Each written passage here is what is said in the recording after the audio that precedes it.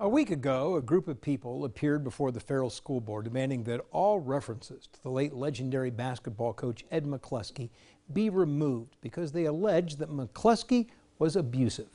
No one at the meeting spoke in favor of the coach, so today I talked with the McCluskey protege, a former player and coach, Al Campman, who says McCluskey's legacy should be saved. Al Campman is a retired Elwood City teacher and ex-head basketball coach who's now the Elwood City assistant tennis coach. Yeah, it's a lot of fun.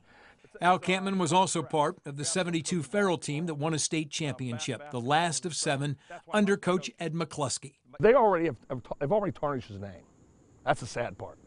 The name's tarnished.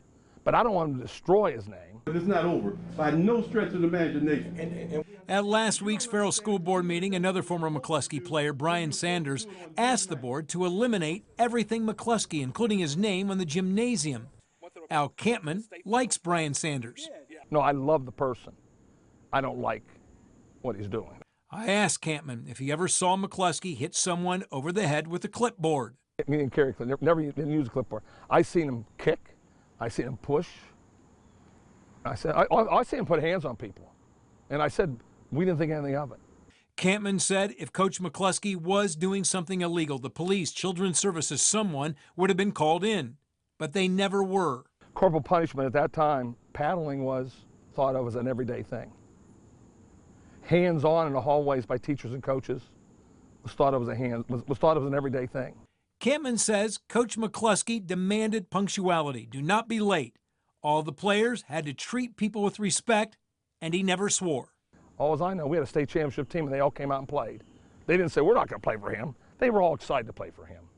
Al Campman admits McCluskey's ways would not be tolerated today, but times were different then, and what Ed McCluskey did right should not be forgotten. He did more things great in one day than he did it for a lifetime for me and many of the basketball players.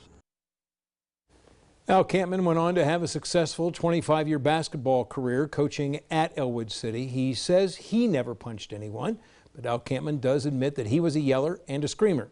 Campman supports the effort to have Ed McCluskey inducted into the National Basketball Hall of Fame, and he wants his kids and grandkids, or would want them, to be coached by Ed McCluskey.